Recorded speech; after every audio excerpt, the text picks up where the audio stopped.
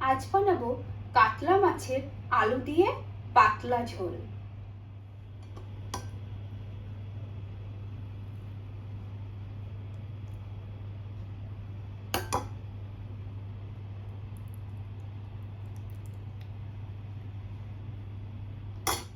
আলু দিয়ে কাতলা মাছের পাতলা ঝোল করতে প্রথমেই লাগবে কাতলা মাছ, তারপর লাগবে আলু, পেঁয়াজ, টমেটো, কাঁচা লঙ্কা, আদা, রসুন, আর ফোড়ন হিসেবে লাগবে গোটা জিরে, গোটা শুকনো লঙ্কা আর তেজপাতা। আর লাগবে ধনে গুঁড়ো, কাশ্মীরি লঙ্কার গুঁড়ো, হলুদ, লবণ, আর লাগবে গরম মশলা। চলো দেখে নেওয়া যাক কিভাবে এটা বানাই।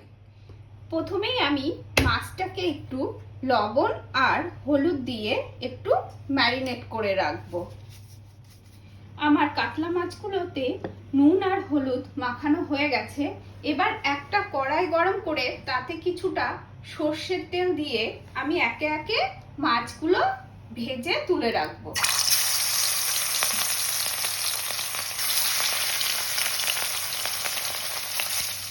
আমার মাছটা ভাজা হতে হতে আমি আলুটা একটু কেটে নেব।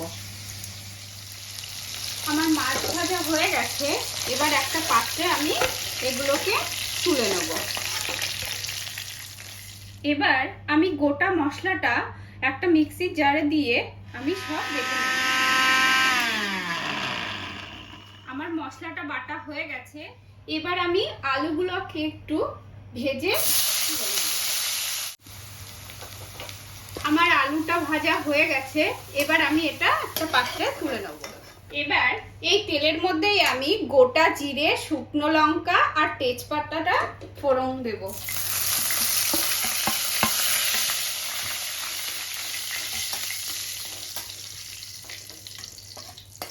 ফোড়নটা থেকে একটু গন্ধ বার হলেই আমি বেটে রাখা মশলাটা এর মধ্যে দিয়ে দেবো।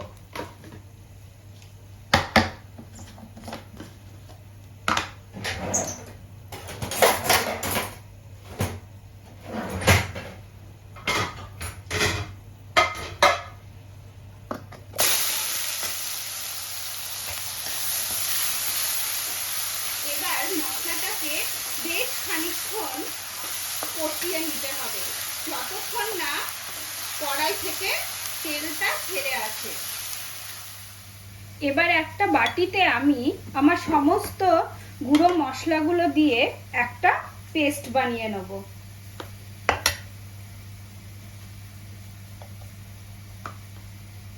লঙ্কার গুঁড়ো, জিরে গুঁড়ো, ধনে গুঁড়ো আর হলুদ গুঁড়ো।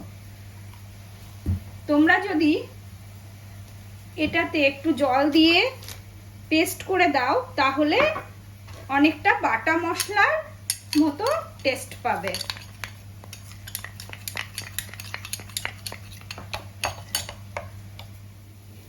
আমার মশলাটা কষানো হয়ে গেছে।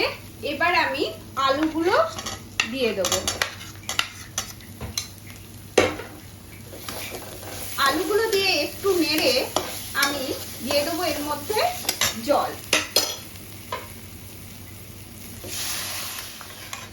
এরপর একটা ঢাকনা দিয়ে আমি আলুটাকে একটু সিদ্ধ হতে দেব।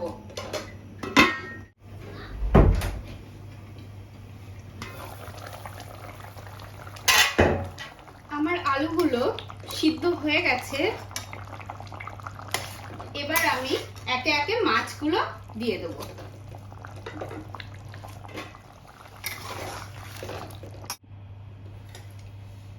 এবার একটা পাত্রে আমি মাছগুলো আর আলুগুলো তুলে নেব। আমার আলু দিয়ে কাতলা মাছের পাতলা ঝোল রেডি।